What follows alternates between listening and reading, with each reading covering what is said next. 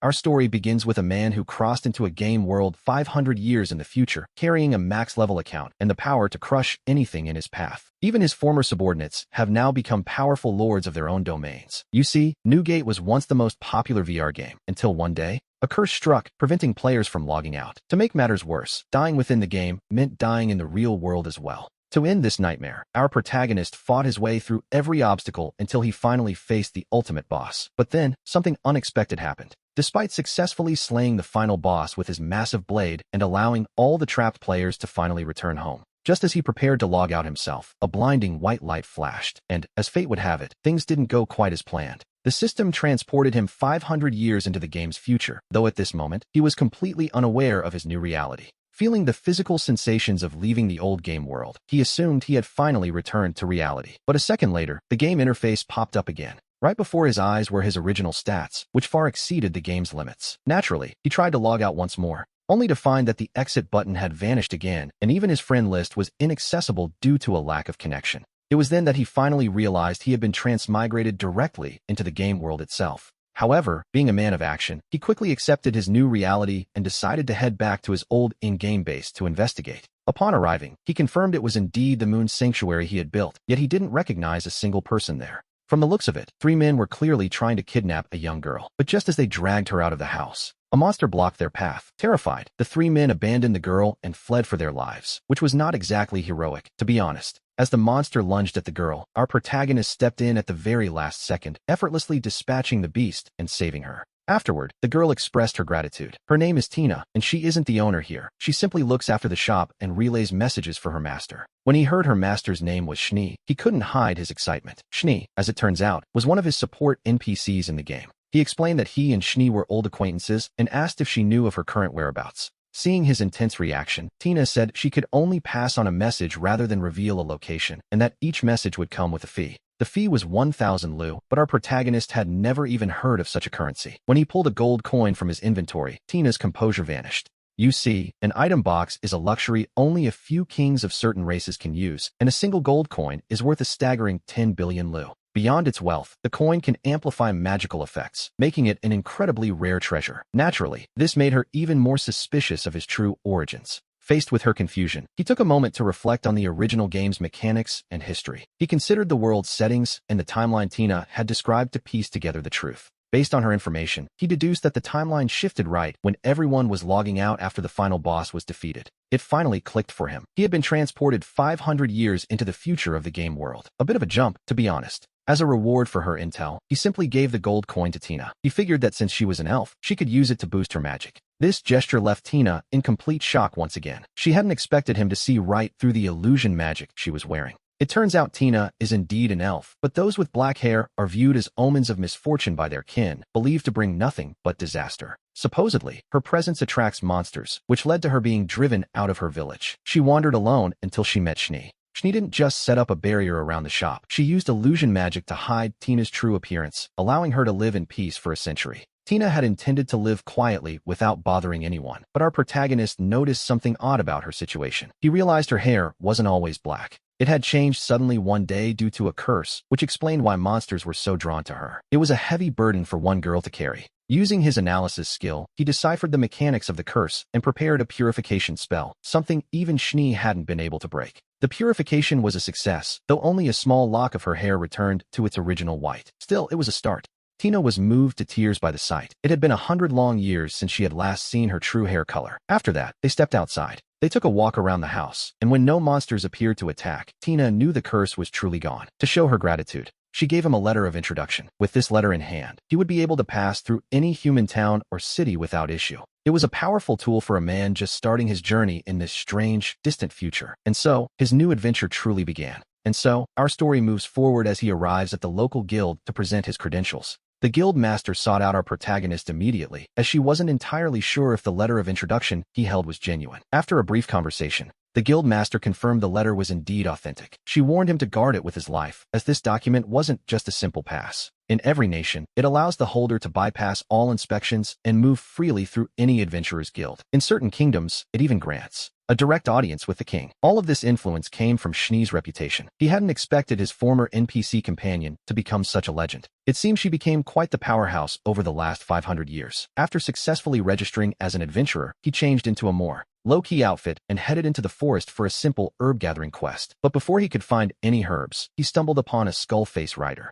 Seeing the monster's level at a staggering 359 and the wreckage of a nearby carriage, he knew he couldn't just walk away.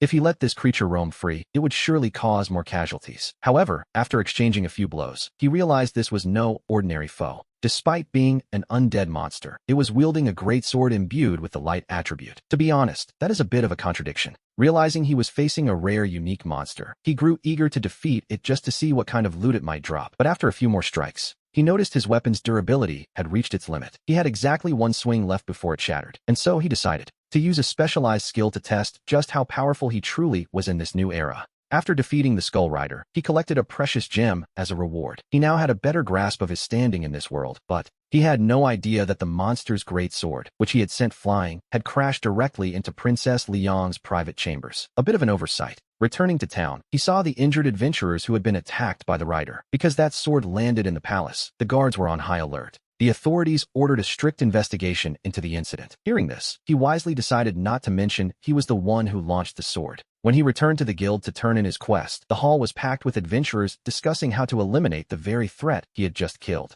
To their collective shock, he announced he had already dealt with the Skull Rider, producing the gem as proof of his victory. When the staff realized it was an elite level 359 monster, they were utterly stunned. After all, a beast of that rank usually requires an entire elite raid team. The guild master immediately called a high-level meeting with national leaders, while the knight commander was desperate to identify who had defeated the Skull Rider. After all, the greatsword that crashed into the palace was imbued with permanent light magic, making it sharper than any national treasure. Although our protagonist asked the guild master to keep his identity a secret, the authorities were naturally curious to know who possessed such incredible power. Meanwhile, as he was enjoying a quiet meal, a man approached him. We see the other patrons watching with looks of pure terror, and for good reason. He recognized the man's weapon instantly, the legendary magic spear, Venom. It possesses the unique ability to drain the life force of others and grant it to the wielder. It is precisely because of this power that people fear him so much, terrified that simply standing near him might cause their life force to wither away. Because of this, the man earned the nickname, the Vampire. It turns out he sought out our hero because he had heard rumors of his recent exploits. Since he specializes in hunting undead monsters, he wanted to introduce himself. Later, while our protagonist was enjoying some street food, he noticed a little girl staring at him longingly. Being kind-hearted, he offered her a skewer, but that was exactly when the vampire appeared again. However, he wasn't there for our hero this time. He was looking for the girl. Her name is Millie, a child from the church orphanage who often sneaks out. The vampire had been sent to bring Millie back home. Yet, just as the two of them were saying their goodbyes, Millie suddenly ran back to him. She whispered a strange request, urging him to go to the northern forest to rescue a fox. To be honest, he was left feeling quite bewildered by this. Despite his confusion, he decided to investigate the northern forest. But first, he returned to the moon sanctuary to speak with Tiana. He wanted her to send a message to her master, Schnee, saying that if she remembered this sword, they should meet and talk. Tiana recognized the blade instantly. The sword was an ancient relic, containing a level of power that she found completely overwhelming. Just looking at it made her feel as though she was being swallowed whole. He explained that this was likely due to the materials used, a black dragon's tooth, the power of a sea beast, and the tears of a spirit fox. Hearing the names of these three monsters, Tiana finally understood the weight of the situation. You see, the three creatures he mentioned are all legendary divine beasts. He then handed several envelopes to Tiana to give to Schnee. He explained that if she had news, she could use these to contact him. One simply writes the recipient's name and says, "Send," to deliver it anywhere. However, since he had failed to reach Schnee the previous night, he suspected they might need to meet in person in this world first. After handling his business, our protagonist found himself with some free time, so he headed to the northern forest to find the fox Millie mentioned. Suddenly, a voice echoed from the depths of the forest, warning him to leave. Fortunately, he had enhanced his resistance to mental interference, so he remained completely unaffected. Still, it was clear that something massive was lurking nearby. Following the voice, he discovered a hidden shrine where the mental pressure finally vanished. It seemed he had reached the center of the barrier. Opening the doors, he found a small fox trapped inside a magical formation. This was undoubtedly the creature Millie had been worried about. After confirming there were no traps, he stepped inside the circle to check the fox's condition. He discovered the poor thing wasn't just poisoned, but also heavily cursed. He had to act quickly. After a series of expert maneuvers, the little fox's vitality began to return. However, the peace was short-lived as a horde of enemies suddenly appeared. Stepping outside, he saw skull knights surrounding the building. To be perfectly honest, a few skeletons weren't exactly going to ruin his afternoon. He made short work of the knights, but his radar warned him that 2 more enemies were still hiding in the shadows, waiting for their moment. He noticed the nearby statues looked suspicious just before 2 massive monsters burst from the stone. These were creatures he had never encountered before. Their levels were staggering, reaching as high as 674. Without a hint of hesitation, the 2 foxes launched a coordinated elemental assault of fire and ice. Our hero wasn't about to be polite, responding instantly with a shadow bind that pinned both foxes firmly in place. However, these foxes were far from simple. They used a deceptive mist to plunge the area into darkness, completely robbing him of his vision. In this pitch-black void, he couldn't track their movements. But then, the little fox in his arms nudged him. Following its gaze, he spotted a faint glimmer of light. It was the magic circle where the little fox had been resting. He stepped into it decisively, and from that vantage point, he could finally see exactly where the 2 foxes were hiding. For someone as powerful as our protagonist, things had just become much simpler. After dealing with the 2 attackers, he checked the little fox's stats and was shocked to find it was actually a spirit fox. In the game, these were top-tier divine beasts, though they usually appeared as humans or giants. He had never heard of a version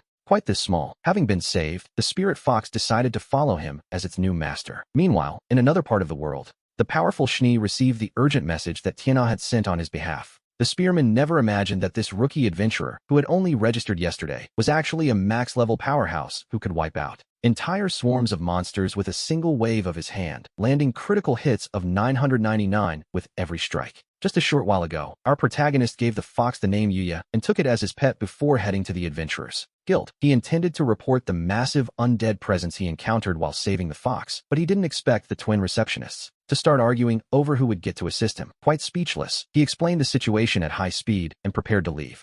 As he was departing the guild, a quest seeking a skill successor caught his eye. Driven by curiosity, he made his way to the church that posted the request, planning to complete the task while checking in on Millie. After confirming that Yuya was indeed the fox she wanted him to save, he had Yuya thank her. After all, it was only because of Millie that he had rescued the creature. He then spoke with the Archbishop about the request. It turned out the Archbishop was looking for someone to pass the purification skill onto them. Of course, he knew that skill successors were rare, and those with purification were rarer still. Nevertheless, he wanted to commission our hero to help find one. But as a max-level king, our protagonist had every skill imaginable. To him, purification was merely a low-tier ability, and he had no problem teaching it to them. However, he did have one condition they had to tell him. If Millie possessed the power of foresight, and he hoped the church would provide him with future intelligence. In this strange world, the church served as an excellent information network. Regarding his request, Millie spoke up, saying it was perfectly fine to tell Brother Jing everything. Seeing Millie's absolute trust in him, the nun agreed to his request. It turned out Millie was a battle seer with the power of prophecy. She would suddenly see visions of the future, and so far, her predictions had never been wrong. No wonder the nun had looked so serious before. Such an ability could cause chaos if the wrong people found out. Next, the bishop requested that he teach the purification skill to another girl in the church, the granddaughter of the former priest. It wasn't for the bishop himself, suggesting there was more to the story. Later, Millie took our hero to meet the other children at the orphanage. From them, we learn that this church no longer has a priest, and the incoming one is a greedy man who intends to demolish the orphanage entirely.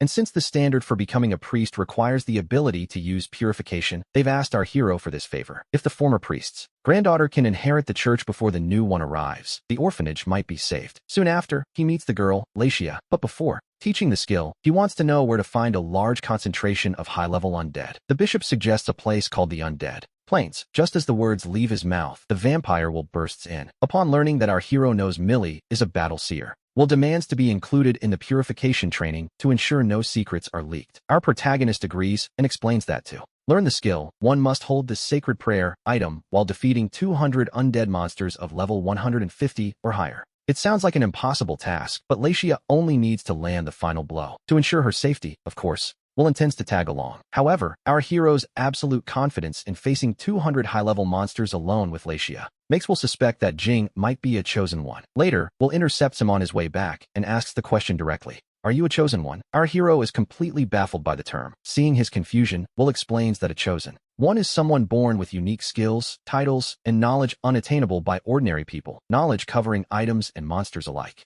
Hearing this, Jing suspects a reincarnation system might exist in this world. He recalls his own past in the game, but since he wasn't exactly born here, he eventually dismisses the theory. Just then, he receives a letter from Tiana. She has passed his message to Shuni, who will rush back to meet him as soon as her work is finished. Early the next morning, the three of them arrive at the Undead Plains. It's the perfect spot, as the sheer number of monsters will help Lashia max out her skill requirements quickly. Our hero begins the plan. He will do the heavy lifting, weakening the monsters, so that Lashia can finish them off with her sacred prayer. In no time at all, this power leveling session brings Lashia from level 1 to 150. While they are busy boosting the girl's level, we see that elsewhere, the Imperial Princess is leading her own forces to eliminate the massive swarms of skeletons that have recently begun to appear. Just as the Imperial Princess finds herself at a total loss, Shuni suddenly appears to join the operation. Facing the powerful skeleton swarm, she effortlessly wipes them out. The Imperial Princess was being assisted by Shuni in resolving the crisis at Mara. After helping the knights solve their troubles, Shuni has no interest in the Knight Commander's praise. She immediately rushes back, having just received our hero's letter. She is desperate to see her master, completely unaware that Jing is also currently at the Undead Plains. Meanwhile, under the combined efforts of our hero and the vampire, Lashia finally learns the purification skill. But just as the three prepare to leave the plains, a black hole suddenly tears through the sky, a magical convergence of undead energy. Following a surge of dark power, the black hole transforms into a massive skeletal monster whose level is a staggering 804. According to Lashia, this is a creature capable of destroying an entire nation. While the group stands there in shock, the skeleton monster suddenly leaps up and shatters the barrier sealing the undead plains with a single punch. Lashia, terrified by the sight, collapses to the ground. Will grabs her, throws her over his shoulder, and prepares to bolt. At that moment, the monster lets out a deafening roar. The group watches, confused, as countless lesser skeletons crawl out of the earth and surround them. Will's first instinct is to break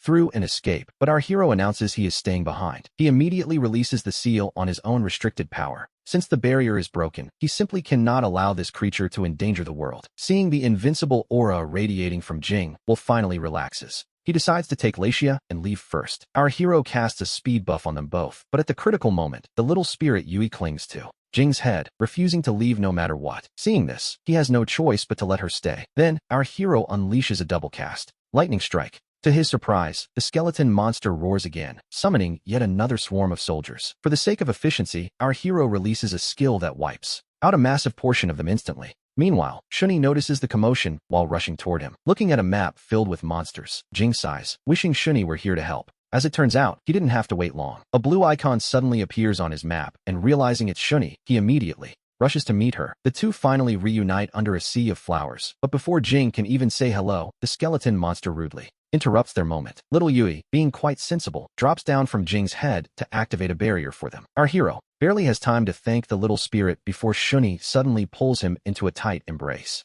But before they can share any secrets, Yui's magic runs dry, and the giant skeleton catches up to them. Annoyed at being interrupted again, the two decide to show it their true power. Together, they summon a combination skill, the Holy Maiden, which not only clears out the surrounding lesser monsters, but also heals little Yui after her ordeal. With the distractions gone, Jing strikes directly at the skeleton lord. Facing our hero's max level strength, the monster can only die in despair. However, as the skeleton falls, it utters a few words that make very little sense. Jing is surprised the creature could speak at all, but dead men tell no tales. Finally, the two have a moment to catch up, and our hero explains the story of how he traveled here from the game world. In turn, Shuni shares her own experiences from the last 500 years. It seems that after Jing finished the game, these NPCs were supposed to vanish, but they not only remained, they developed self-awareness. Confused by this, Shuni and the others began searching for their master, but even after 500 years, they found nothing. During that time, the servants were scattered by shifts in the earth, leaving Shuni to wait alone at the moon shrine until now. Jing, however, is less concerned with the history and more preoccupied with Shuni calling him master. It makes him a bit uneasy. If she were still just a programmed NPC, it would be fine, but she is now a very real, living person. And so, our hero asks Shuni to simply call him by his name. Before they even realized it, the night had slipped away. The two of them had talked until the first light of dawn. As they prepared to return to the moon shrine, we see that a certain little fox has caught Shuni's attention. It seemed his tails had multiplied, growing from 1 to 3, and to be honest, he could now speak quite clearly. As it turns out, the spirit fox tribe was always capable of speech. They had simply been living under a curse. Those 3 tails were the result of a sudden evolution triggered by the battle. Naturally, Jing told him to keep quiet. After all, ordinary fox demons don't talk. To solve the tail problem, Yui used an illusion to hide the extra ones. At that moment, Jing remembered the fleeing will. If he returned to the guild and brought others back, things would get messy. To avoid that trouble, our duo rushed after them at full speed, which gave the vampire quite a fright. Will sensed something approaching rapidly. Just as he prepared to strike, he realized it was only Jing catching up. Meanwhile, the princess and her group discovered the traces of Jing's battle, pondering the sudden appearance of the skeletons. They also noted the strange light in the sky. Soon, a subordinate found something left behind by Jing's powerful move. Based on the bird emblem on the hilt, the subordinate showed the princess just how powerful this weapon truly was. Judging by the blade's strength, they concluded the creator was a high-tier human blacksmith, none other than our hero. Jing had no idea that while he was busy, his secret world was starting to crumble around him. It was as if the very sky was falling, and he was right in the center of it, though he didn't know it yet. Before that, we'll watch Jing acting so familiar with the famous Shuni and demanded a very thorough explanation. Jing didn't want to reveal his true identity, hoping Shuni could provide some cover, but Will wasn't buying it. Our hero's mana was simply too overwhelming to ignore. Even without an explanation, Will sensed Jing was something far beyond ordinary. When our hero asked if there were any records of high humans left in the world, Will recalled that they weren't just incredibly strong. In fact, they possessed extraordinary abilities in every field and are now revered almost like gods. Hearing this, Jing remembered his own talent for forging and offered to upgrade Will's weapons at a discount, a generous gesture, to be sure. Just then, Laitia woke up, and upon realizing the famous Shuni was standing right there, she instantly turned into a total fangirl. And so just as the group reached the city gates, Jing handed over some message items to Will, who took one with a look of absolute gravity. Will warned him that if things became serious enough to use it, Jing would be dragged into the mess. Our hero, naturally, didn't mind. After all, Will was the first real friend he had made here. As they said their goodbyes, Shuni noted that Jing hadn't changed a bit. Despite his overwhelming power, he never became arrogant, always treating others as equals, a quality she had always admired in him. Later, as Jing and Shuni returned to the Moon Shrine, Tina came running out in a panic to explain something to Shuni. She was trying to mention Jing's previous visit, but before she could finish, she realized he was standing right behind her. While Tina was still processing this, Shuni dropped the bombshell. Jing was actually the owner of the Moon Shrine, leaving the girl utterly speechless. Tina immediately began apologizing profusely, horrified that she had previously tried to demand billions of coins from her own boss. Jing didn't care at all, simply noting he had plenty to spare. That evening, Shuni cooked a feast of dishes Tina had never even seen. Tina could sense a powerful aura radiating from the food, and Jing explained the secret behind the ingredients. Every dish was made from the rarest parts of various monster kings, materials Tina knew were practically impossible to obtain in this world. Using such legendary treasures for a simple dinner was unheard of, but for Jing, it was just another Tuesday. The three of them enjoyed the meal together. By the end, Tina had perhaps enjoyed the wine a bit too much. Jing had Shuni help her to bed before retiring to his own room. He expected a peaceful night in his familiar home after 500 years, but at midnight, a strange sensation suddenly jolted him awake. We find Shuni lying right beside our hero, and to be honest, he'd be lying if he said he wasn't a little excited. However, he notices tears in her eyes as she sleeps. She calls out his name in her dreams, stirring a strange sense of affection in him. With a beautiful woman by his side, Jing sleeps soundly until dawn. Upon waking, he discovers something strange under the covers. The little fox has transformed into a cute young girl. He quickly has the girl, Yui, get dressed. He then brings her before Shuni and Tina for an introduction. Seeing the little fox in human form, Tina isn't even shocked anymore. After all, compared to the surprises she faced yesterday, she's grown quite used to the unusual. After breakfast, Shuni mentions she wants Jing to accompany her to see Gyrat. At the mention of that name, our hero loses his composure slightly, as Gyrat was once one of his assistants, just like Shuni. However, high-ranking beastmen usually only live 150 years. He wonders if she could possibly still be alive. Shuni explains that while she hasn't passed away just yet, her days are likely numbered. She had united the beastman tribes into an alliance and became the very first beast king. By now, the leadership has reached the 8th generation of beast kings, and the alliance has grown into a massive power. In this current world, they hold significant influence, which is how she was able to wait for him in peace. To see her as soon as possible, Jing decides to set out. The very next day, he plans to bring Tina along, while Yui will be tucked away in his spatial storage for the journey. Meanwhile, Shuni explains she must first report the Skeleton Lord incident to the kingdom. Once finished, she'll reunite with Jing to stay in touch. They form a party once again, allowing them to use the team voice chat at any time. It turns out that in this world, certain game functions still work, though they are now called divine words. Naturally, only Jing can actually see the interface panels. Later, our hero goes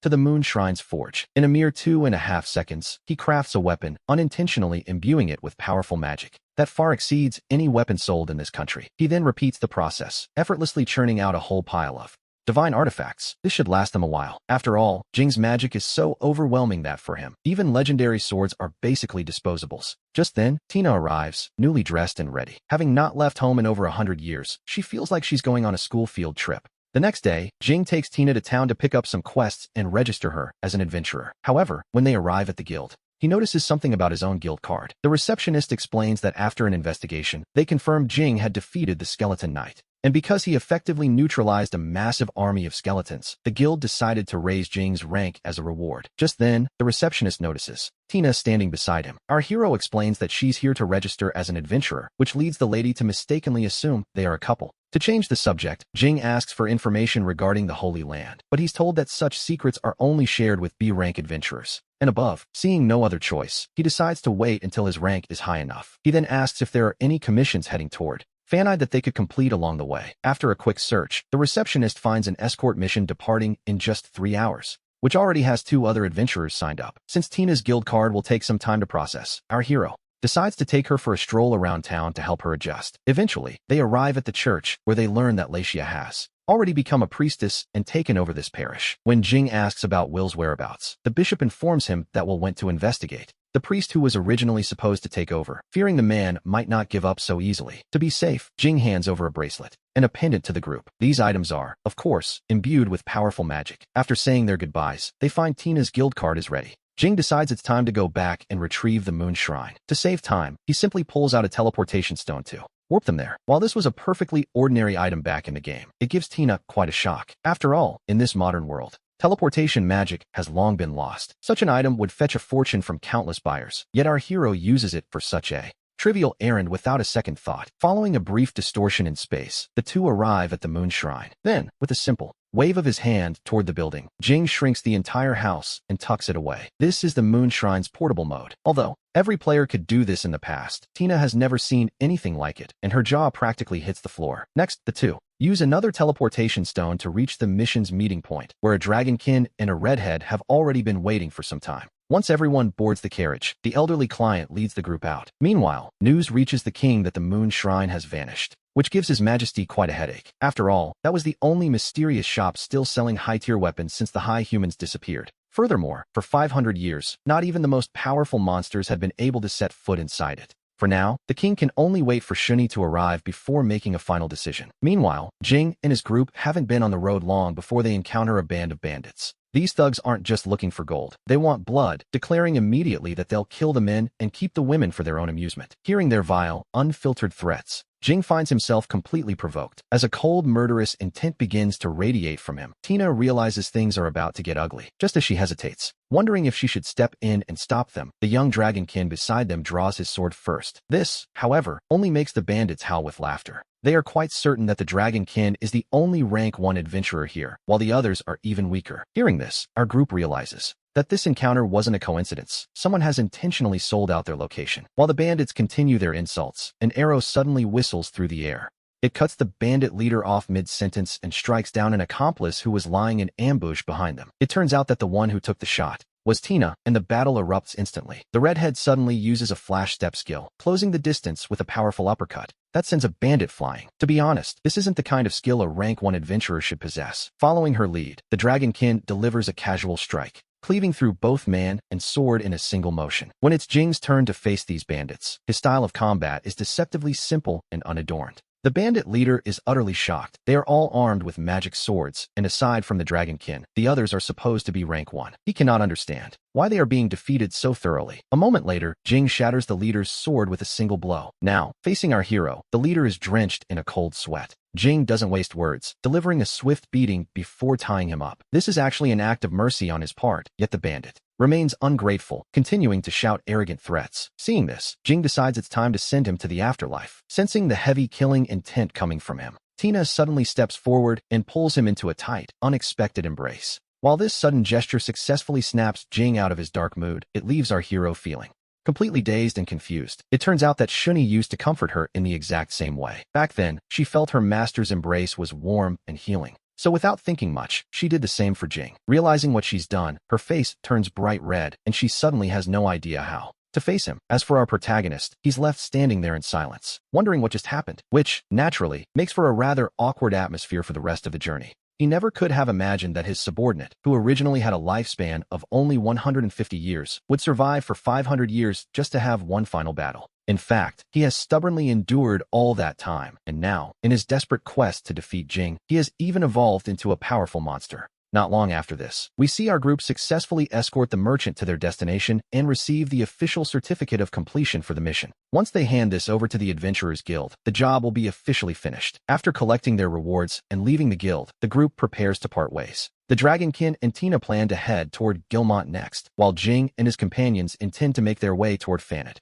And so, they go their separate ways. Considering that Fannet is still quite a distance away, Jing decides it would be wise to purchase a carriage for the journey. Upon arriving at the market, he notices that all the carriages look more or less the same, so he considers buying one and customizing it himself. At this, Tina wonders aloud if he's planning to build a carriage that can actually fly through the sky. To be honest, with him, that wouldn't be entirely surprising. After comparing several options, she settles on a carriage so spacious that one could comfortably lie down inside. But it does have one significant drawback. Due to its massive size and weight, even the seller warns that it would take at least 2 horses to pull it, just as she considers having the White Fox pull it. Shuni, having finished her business with the kingdom, sends a message asking for Jing's location so she can join them immediately. It just so happens that Jing mentions he is looking for a beast to pull the carriage. Shuni decisively takes charge of the matter, suggesting she simply catch a monster along the way. She asks him to wait just one day for her arrival. She also reports that the disappearance of the Moon Sanctuary has caused quite a stir in the royal palace is in a complete state of panic. It seems they had been constantly monitoring and trying to recruit Shuni to use her power for the kingdom. In fact, some nations had even tried to seize ownership of the Moon Sanctuary in the past, and Shuni nearly wiped those entire countries off the map. Now that the sanctuary is gone, she is finally free from those annoying trivialities and can focus on following Jing wherever he goes. After finishing his conversation with Shuni, Jing decides to find an inn for the night and wait for her so they can set off together to meet the Beast King. Meanwhile, Shuni has already scouted out a suitable magical beast to pull the carriage and is ready to bring it along. The next day, Jing returns to the carriage shop. After making a few more modifications, he receives word from Shuni that she has arrived in the forest just outside the city. However, when the two of them arrive to meet her, they are left utterly speechless. It turns out the beast she brought is a level 751 divine grade monster. Jing can't help but wonder where exactly she found such a creature. Shuni simply explains she picked it up from the forest peaks, but a moment later, the beast approaches Tina and begins nuzzling her, appearing to be incredibly fond of the young girl. Eventually, it shrinks down to about the height of a person, ensuring its new form won't cause a riot in the streets. Since Yuya is also a divine beast, she can communicate with it, making things much easier. With everything ready, Jing officially sets out on the road to find his subordinate, Gilmont. As they travel, Yuya chats with the divine beast and learns her name is Yangyan. It turns out she once ruled the forest peaks alongside her mother. But after her mother was killed by adventurers, she was the only survivor. She was saved by a little elf girl, and as it happens, that girl was Tina. Years ago, she had found what she thought was an injured puppy by the road and, moved by pity, saved its life. Upon learning of this bond, Shuni decides to act. That night, while the group is resting, she officially transfers Yangyan's ownership over to Tina. Once Tina and the divine beast are fast asleep, Jing immediately sees through Shuni's true intentions for giving up the contract. After all, they might not always be by Tina's side. By making her Yangyan's master, she can summon protection whenever she needs it. From now on, she will have a guardian. Shuni adds that if Jing is ever in danger, she will naturally rush to his side as well. She promises to take him wherever he needs to go, asking him quite sincerely never to leave her behind again. Thanks to Yangyan's incredible speed, a journey that should have taken half a month is completed in just 2 days. They soon arrive at the Beastman Valley.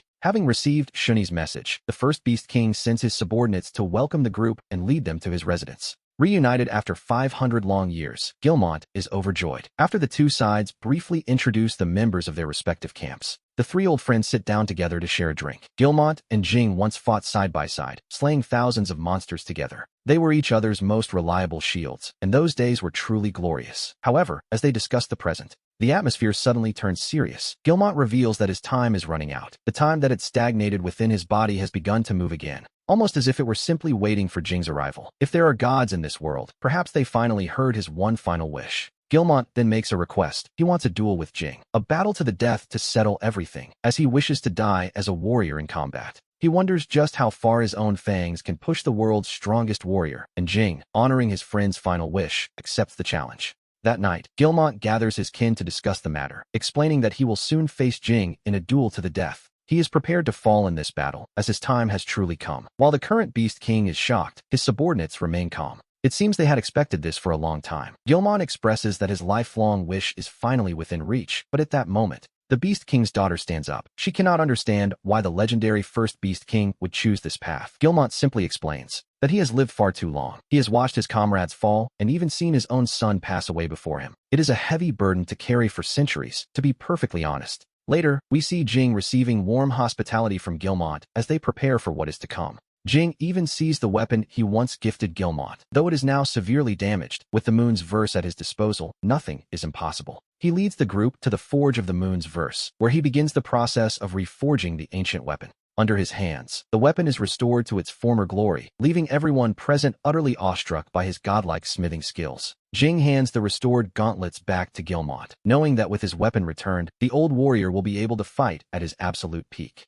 Once the work is finished, Gilmont asks a question he has been harboring for days. Jing realizes he is actually concerned about Shuni. Gilmont asks if Jing finds a way back. Will he leave Shuni behind to return to his own world? It is a pointed, difficult question. Countless memories of his time with Shuni flash through Jing's mind, yet he affirms he will return, as that goal is what has kept him fighting. Understanding the resolve in Jing's heart, Gilmont says no more. The next day, when the appointed time finally arrives, Gilmont and Jing set out together for the dueling grounds. A short while later, the group arrives at the edge of the designated area. To ensure the shockwaves of their battle don't harm the others, Jing tells Shuni and the rest to keep a safe distance. Gilmont gives his final instructions to the current Beast King before he and Jing leap down into the canyon together, leaving a heavy silence behind. After a brief moment of testing each other's presence, both men let out a thunderous roar, and the final battle officially begins. The moment their weapons collide, a massive shockwave erupts, making the forest look as though a demolition crew has moved in. The sheer intensity of the battle leaves the current Beast King in awe, yet Shuni knows this is merely a warm-up for them.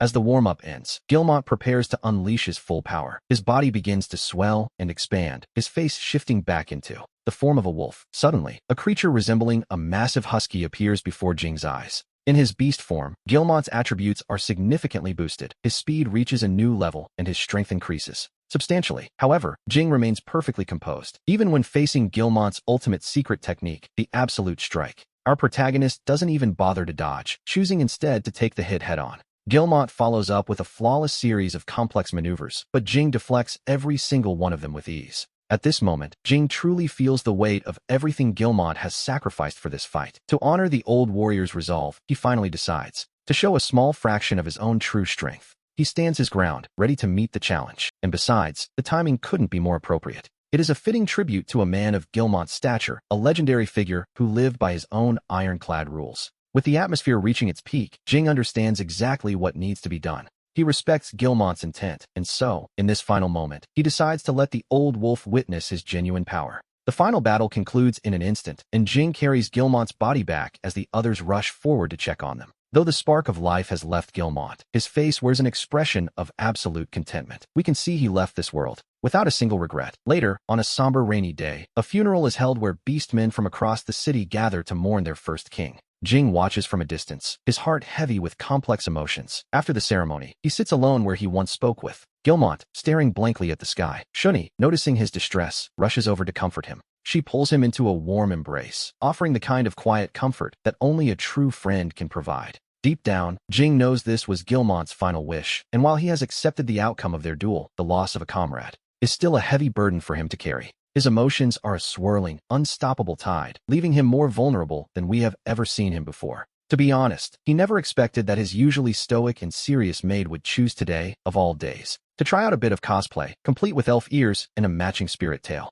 This sudden beast girl transformation makes his heart skip a beat, momentarily distracting him from the news that his former subordinate, Monty, had also attended Gilmont's funeral. Intrigued, our group sets out to find him, and through Shuni, Jing learns that Monty once served as the first Dragon King, though he has since severed all ties with the royal family for unknown reasons. We see them arrive at a private room to wait, and before long, Monty steps through the door, prompting Jing to stand up in excitement. After dismissing his attendants, Monty immediately drops to one knee before Jing. After 500 years, he has finally found his master again. Jing tells him there is no need for such formality after such a long-awaited reunion, and as Monty relaxes, he finally notices Shuni's peculiar new outfit. As they settle into conversation, Monty asks Jing what his plans are for the future. Monty explains that he must return to the Dragon Kingdom first, but they can stay in touch via telepathy until they can reunite. Just as they are about to depart, Jing remembers something important and pulls out a familiar weapon. Monty is overcome with emotion, recognizing it as his personal weapon, the Wind Moon. Upon taking it, he realizes it feels better than ever.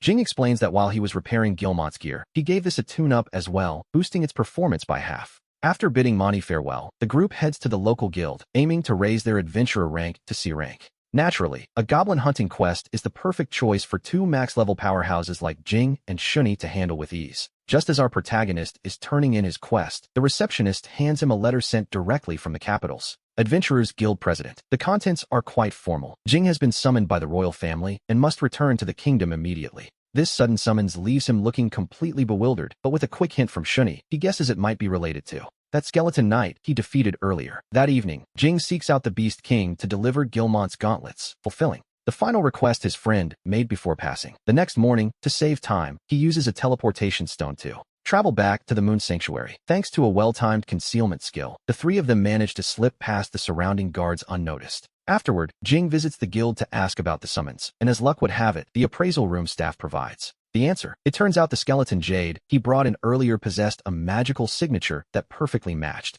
the residual mana found on the great sword that flew into the palace. By following that trail, the royals realized Jing was the expert who took down the special grade skeleton knight. The one summoning him is none other than Princess Leon, the very woman whose bedroom that sword crashed into. Apparently, she has taken a personal interest in him, which, to be honest, makes Jing panic instantly. He immediately rushes back to consult Shuni. After hearing the details, Shuni makes a bold guess. Leon likely wants to recruit Jing by offering a political marriage to bolster the kingdom's strength. This possibility only makes Jing feel more disgusted with the way the palace operates. However, on the following day, when Jing finally meets Leon, she presents the great sword without a word, watching closely for his reaction. After listening to Jing's half-true description of the events, Leon concludes that he doesn't harbor any malicious intent. You see, adventurers who show this much talent are usually chosen ones, and the palace typically tries to recruit them. Since some have tried to use such invitations to assassinate royalty, Leon used her intuition skill to confirm that Jing isn't a threat. With the air cleared, it's time to get down to business. Jing fully expects her to bring up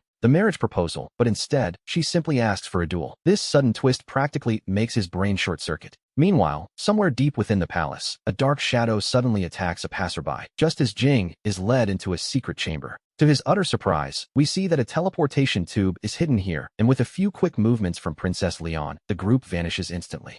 They reappear in another secret chamber, where Leon, clearly eager for action, immediately insists that Jing choose a weapon from the collection. After he picks one at random, Leon grabs a massive greatsword and charges at him before he can even say a word, sparking an immediate duel. As the battle erupts, Jing quickly gauges Leon's strength and decides to suppress his own power to match her level exactly. He takes the initiative and launches an attack, but after a series of fierce exchanges, neither side has gained the upper hand. Jing then activates his Fire Flash skill. Leon, seeing this, counters by activating the exact same skill. In the next heartbeat, Jing lunges forward while Leon swings her massive blade downward with terrifying force. He hadn't expected such a massive commitment to the strike. As the dust clears, a deep fissure is left in the floor. To be honest, he was lucky to dodge that. Deep down, he knows that if that hit had landed, it might have been the end of him. Jing quickly points out that their skills are evenly matched. He notes that Leon's sword has reached its limit and suggests they call it a draw. Leon, recognizing the logic in his words, agrees to end the duel there. After a short rest, Leon extends an olive branch, telling Jing that if he chooses to serve the kingdom, he will be rewarded beyond his wildest dreams. Without a second thought, he refuses. With Shuni by his side, he finds the idea of a free life far more appealing than royal riches. A little later, the group teleports back to the previous secret chamber, only to find the guards lying unconscious at the entrance.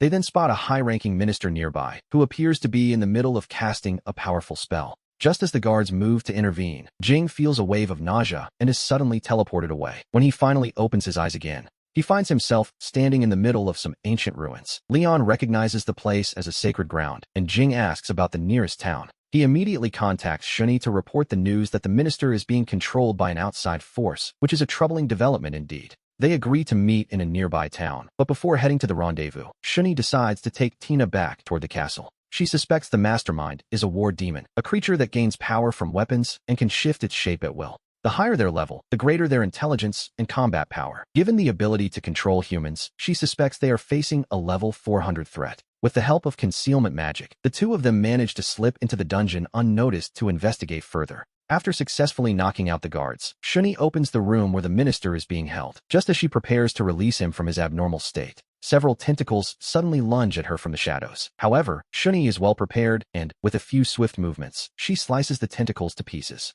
The threat is neutralized in an instant, showing just how little effort it takes for someone of her caliber. She finds herself facing an old enemy from 500 years ago, despite Shuni's overwhelming power and the ease with which she severs the war demon's limbs. The events of 5 centuries past have given the war demon a strange sense of confidence. She believes that the high humans have long since abandoned this world's inhabitants. She claims the human realm is destined for an end, mockingly calling Shuni nothing more than a pathetic, discarded soul. It's a classic villainous monologue, really. The demon attempts to use these psychological taunts to expand the darkness in Shuni's heart, hoping she will fall and become a creature ruled by hatred. To her surprise, Shuni doesn't fall for the trap at all. She remains entirely unmoved by the demon's words, which is quite refreshing to see. Before the war demon can even react, a flash of cold steel ends her existence. Afterward, Shuni brings Tina and the minister to see the king. She briefly explains the war demon's invasion and assures the king that the teleported princess is in no danger, so he needn't worry too much. She then takes her leave immediately to reunite with Jing. Tina assumes they will need to prepare a carriage for the journey ahead, but Shuni simply informs her that traveling on foot will be more than sufficient. A bit of light exercise never hurt anyone, after all. Jing never expected that the white-haired maid, dressed so elegantly, would not only outshine everyone, but also be bold enough to grab his arm in public. She makes him the absolute center of attention at the banquet without a hint of hesitation. Even more surprising is what happens later under the romantic moonlight. Deep down, he was caught completely off guard when Shuni chose that moment to confess her feelings to him. We return to a short time ago, when Jing and Princess Leon were first teleported to the sanctuary. This so-called sacred ground is actually a ruined city, destroyed during the height of its glory. It is said that the monsters here require several chosen ones to defeat. Fortunately for them, Leon's massive greatsword was teleported along with her. Although it's her first time here, she had studied the sanctuary's layout back at the palace. She explains that there are gates in all 4 directions, and near each large gate, there is a smaller door that likely contains the mechanism to open it. In order to find an exit as quickly as possible, Jing decides to leap onto the high wall to get a better view of their surroundings. Jing attempts to observe the surroundings from the wall, but in the next moment, he suddenly reappears back on the ground. Leon watches this, completely baffled, as he tries to jump up again. The same thing happens once more. He tries a different spot, but the result remains unchanged. At this point, Jing begins to understand the underlying cause of this strange phenomenon. He tells Leon to follow him, and before long, they find themselves in an alleyway where they discover a glowing orb. This confirms exactly what Jing had suspected from the start. The presence of this orb means the area functions like a dungeon, where one must follow a specific path to reach the exit. It's a bit restrictive, to be perfectly honest. The system is designed so that if you deviate from the path, you are forcibly returned to your starting point. To escape, they must use the glowing orbs as their guiding markers. These orbs serve as teleportation points to the next location. To be safe, Jing decides to scout ahead on his own first to ensure the way is clear. After confirming it's safe, he returns and brings Leon along to teleport to the next area. Soon, Jing notices on his map that there are monsters nearby. They arrive to find a ghost mummy waiting for them. As the battle begins, the creature immediately unleashes a powerful, swirling tornado. Leon, having never faced such a creature before, feels a bit of stage fright. Seeing this, Jing reassures her that he will be the one to interrupt the monster's spellcasting. He tells her that all she needs to do is deliver a single, full-power strike. Jing then pulls out a weapon and successfully breaks the momentum of the tornado. Leon seizes the opportunity and slashes at the monster with all her might. However, this isn't quite enough to finish it off, so Jing steps in to deliver the final blow. After that, when the two of them teleport to the next location, a giant slime suddenly blocks their path. It's quite a formidable obstacle, standing right in their way. Mistaking it for a weakling, Leon charges forward, only to end up trapped and bound by the slime's tentacles. Jing can only sigh as he prepares to step in and save her. He moves quickly to intervene and free her from the creature's grasp. After rescuing Leon, Jing takes a moment to assess the situation. He explains that slimes can make physical strikes and slashes completely ineffective. Thus, the two decide to combine their strengths to take the creature down together. Jing unleashes fire magic against the slime to expose its core, allowing Leon to follow up with a finishing strike. Once the slime is dealt with, things take an awkward turn. Leon notices that Jing is intentionally keeping his back turned to her. At his quiet reminder, she realizes that the slime's digestive fluids have corroded her clothing. Jing produces a set of new clothes for Leon to change into, and after that, they continue their journey toward the exit. As they travel, a new conversation begins. Jing asks Leon what kind of magic skills she can use. To his surprise, she admits she only knows basic spells, which is a bit concerning given the dangers of the sanctuary. Since her basic magic was proving useless, Jing decided that for their future battles, he would teach Leon the advanced technique of magic enchantment. By using even low-level spells, she could enchant her weapon and freely change its elemental attributes. This way, even without powerful magic of her own, she could handle various situations. However, this technique requires a weapon of at least legendary rank. Otherwise, the blade simply cannot withstand the enchantment and would shatter. Leon was quite overwhelmed by such a precious gift, insisting she couldn't accept such a favor for free. Little did she know, Jing didn't care for the kingdom's treasures at all. He kept a straight face and convinced her that using this skill to protect the people was the greatest reward he could possibly receive. To be honest, he's quite good at being persuasive when he needs to be. A little later, just as the two were about to reach the exit, their path was blocked by a strange egg. Before their eyes, the egg began to hatch at a visible speed. A corpse mummy emerged, radiating a natural ice attribute, and immediately launched an attack toward them. It was a rather cold welcome, to say the least. Fortunately, Jing reacted quickly and pulled Leon to safety. He planned to act as bait once again, allowing Leon to find the right moment to strike from behind. And so, the two of them proceeded with the battle exactly as planned. Jing used throwing stars to draw the monster's fire, giving Leon the opening she needed to land a flurry of blows. Unfortunately, her attacks barely left a scratch. Instead of being defeated, the monster was merely enraged. Seeing this, Jing had to step in with fire magic for some close-quarters combat. Just as he thought the creature was finished, it restored itself to its original state in the very next second. They were forced to retreat temporarily to rethink their strategy. Based on the battle so far, Jing made a calculated deduction. He suspected that the abnormal regeneration was because the creature was a magical construct. There was likely a hidden magic circle nearby, allowing it to self-regenerate, and he guessed it was located on the exit door's mechanism. Which makes sense, really. He decided to send Leon to open the door and destroy the circle while he stayed behind to duel the creature alone and buy her some time. Now that Leon wasn't by his side, Jing could finally unleash his full strength. He immediately removed his self-imposed limiters to face the threat. As the monster lunged at him, Jing prepared for a battle of pure endurance. Meanwhile, Leon successfully located the door engraved with the magic circle. On the other side, Jing was moving with terrifying speed. In just 2.5 seconds, he had cut the monster down over 30 times. Seeing no other choice, Jing was about to use a sealing spell when the creature reacted. A white sphere suddenly manifested on the creature's chest, and in the next moment, Jing felt a powerful suction force pulling at him after he unleashed a magic strike. Our protagonist discovered that the white sphere was absorbing all of his attacks, and just as he considered rushing forward to shatter it, something changed. His body was suddenly enveloped by a golden light, and the pulling sensation vanished. He then attempted to sever the monster's wings to test its defenses. Realizing the creature could no longer regenerate its limbs, Jing didn't hold back and immediately unleashed a powerful finishing move. With the monster defeated, the two of them finally managed to escape the dangerous Holy Land. Meanwhile, Shuni felt a wave of relief upon hearing that Jing was safe. However, when she learned he would be spending the night alone with Leon, she claimed she wasn't angry. Her actions, of course, suggested otherwise.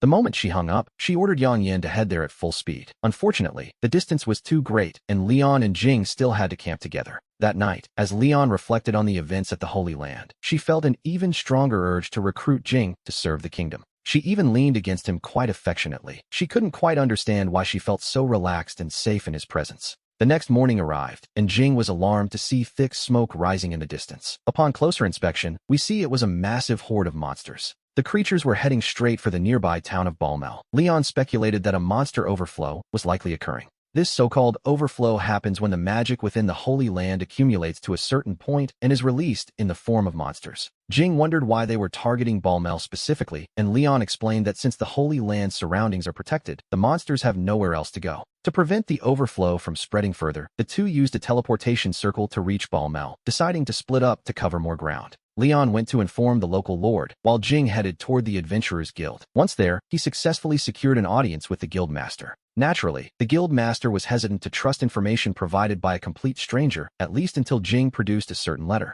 A nearby attendant immediately recognized it as a recommendation from Moon's lyric, causing the guild master's attitude to shift instantly. Money and status do talk, after all. He quickly ordered his subordinates to issue an emergency notice. Later, as Jing went to reunite with Leon, a shop named Meow Paradise caught his eye. The shop gave him a strange sense of déjà vu. Just as he was piecing his thoughts together, Shuni called to say she had arrived in Balmel. Jing instructed Shuni to find the local lord and sign up for the defense battle. After saying his goodbyes to her, he prepared for the coming storm. Our protagonist happened to run into Beilit, the support character of an old friend from his gaming days, and as they caught up, Jing began to wonder. He recalled that shop called Meow Paradise, and Beilit explained it belonged to Jing's friend, Lifeng Meow. This news caught him quite off guard. Beilit then revealed that Shadow and Sacred were also here in Balmel. This was a lot to process, as these three players were supposed to be dead. How could they still be alive in this world? Belit hadn't expected Jing to be so shocked, especially since he had a list of other players here. It turns out that quite a few people never actually left the game world, and many players had fallen victim to their cruelty in the past.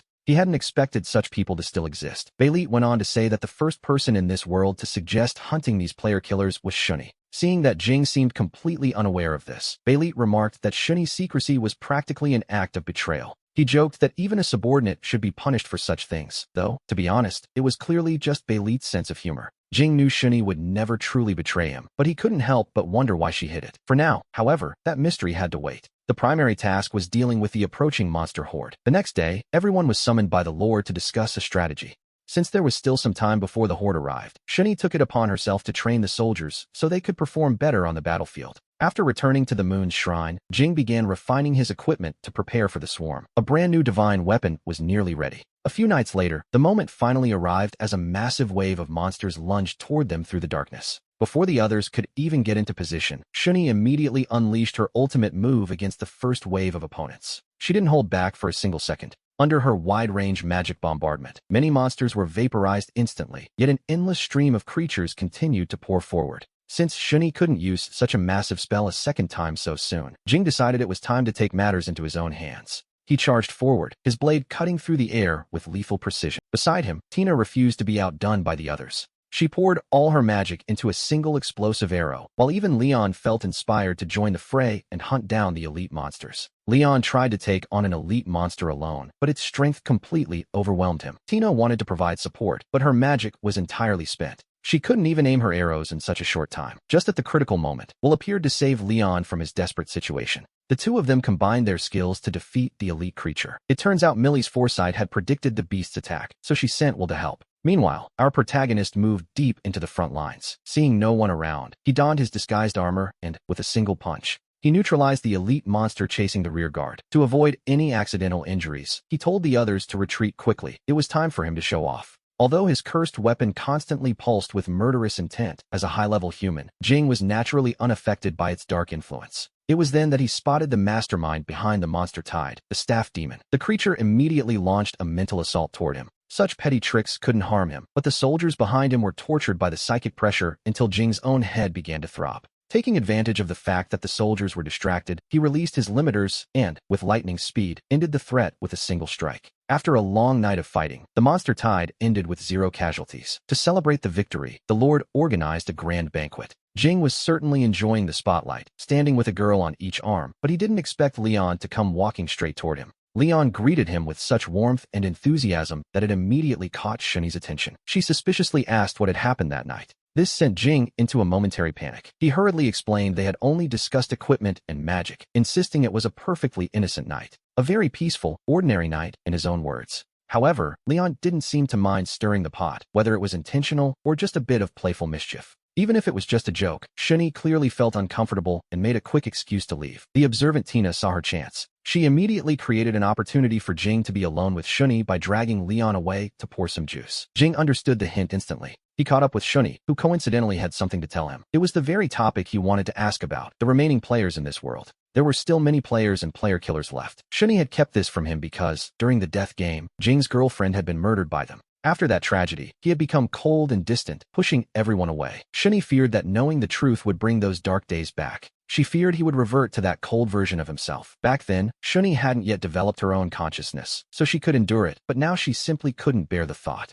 She didn't want to see our protagonist become that person again. Jing, however, told Shuni to stop blaming herself, as he was truly happy she was by his side in this world. Shuni's presence gave him the warmth of a family, and as for the secrets she had kept, he had no intention of dwelling on them anymore. From now on, whatever happens, they would face it together rather than burying it deep inside. To be honest, that was a heavy burden for anyone to carry alone. Then she asked the question that truly mattered. That woman was Marina. Do you still love her? The question caught him completely off guard. That lingering feeling remained unchanged, and while he was still lost in thought, Shuni knew he couldn't forget the person from his past. Even so, she had no intention of giving up. In a bold move, she leaned in and kissed him directly. She declared she wouldn't let go because she truly likes Jing. She acknowledged that he might eventually return to his original world, but she firmly believed that what she felt for him in this moment was real. We return to the aftermath of these emotions, where things are never quite as simple as they seem. It seems some things are simply beyond calculation, even for someone as prepared as he is. While life rarely offers a perfect resolution, he felt the need to express his own fire and resolve.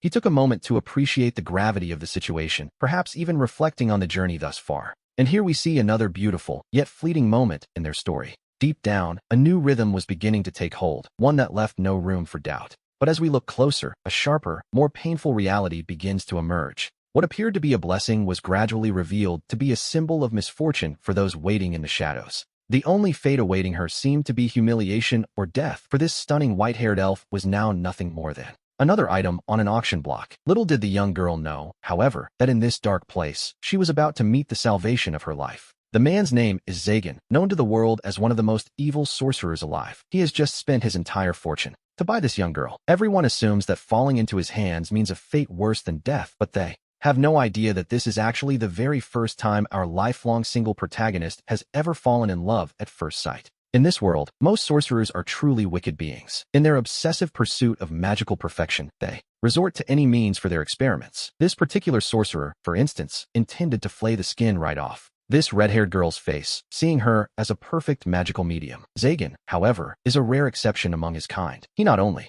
steps in to kill the man, but even returns the unconscious girl to her town. Like other sorcerers, Zagan is obsessed with magic, rarely ever stepping foot outside his own territory. To put it simply, he is something of a magical shut-in. But unlike his peers, our protagonist has absolutely no interest in the dark, cruel arts involving human sacrifices. Today, Zagan's only friend, a purple-haired sorcerer, comes knocking. It is through him that Zagan learns the news of the fall of one of the 13 demon kings. These demon kings represent the absolute pinnacle of all sorcery, and the title alone grants immense magical power, even allowing them to treat lower-ranked sorcerers as mere servants. However, even though sorcerers enjoy incredibly long lives, their limit is roughly 1,000 years. One of the 13 kings has finally reached that limit and passed away. Yet, what truly catches Zagan's interest isn't the death itself, but an upcoming auction, where the demon king's legacy will be sold. However, after successfully buying the elf girl, Zagan finds himself completely at a loss for words. We must remember, he is a seasoned social recluse. How on earth is he supposed to know how to talk to a girl? To be honest, he's quite out of his depth. Hearing the girl's fearful words, Zagan hurriedly explains that he has no intention of killing her. In fact, it would be quite troublesome for him if she were to die. But in the girl's eyes, this new master simply doesn't want her to die too quickly, and the strange torture devices nearby only confirm her fears, unaware that these actually belonged to the previous lord of the castle. In reality, Zagan was simply too lazy to throw those things away and had left them there. Seeing the misunderstanding deepen, our awkward protagonist tries to change the subject. But even a simple task like asking for the girl's name makes him so nervous he can barely speak. To be honest, his social skills are practically non-existent. Fortunately, the girl is the one to break the silence. She tells him her name is Neffy, and if that is too difficult to pronounce, her master can simply call her Neff. She explains that she has no surname because she is a child of a curse, a heavy burden for someone so young to carry. Zagan, trying to sound composed, asks why someone like her would end up being bought by him in the first place. He tells her she doesn't need to know exactly what he said during the auction, trying to maintain his mysterious sorcerer persona. But the moment the words leave his mouth, he regrets his cold tone. He certainly can't admit that he fell in love at first sight. Imagine telling a pure, innocent elf girl that you spent your entire life savings on her because of a crush. Yes, that would sound quite suspicious. He realizes that if he said that, she would undoubtedly view him as a total creep. Forcing himself to stay calm, he decides to find her a room. However, to Neffy's ears, being told to pick a room sounds like she is being asked to choose the place where she will eventually die. When Zagan explains once more that he has no intention of killing her, Neffy is genuinely confused. She doesn't understand why he would treat her this way. She assumes that regardless of her purpose, a slave's life always ends in tragedy. It is only now that Zagan truly realizes the depth of her trauma. Everyone knows the fate of a slave. They either become a sacrifice for a ritual or a lab rat for some cruel magical experiment. He isn't sure what she meant by being a child of a curse, but he knows it can't be anything good. It's a lonely title, to say the least. He suspects that before she was captured, she likely had no place to call home. In that regard, our protagonist understands her better than anyone. Zagan himself never knew his surname or his parents. His earliest memories are of surviving in a literal trash heap, struggling just to exist. Even the name Zagan wasn't something he chose. It was simply a label others forced upon him long ago.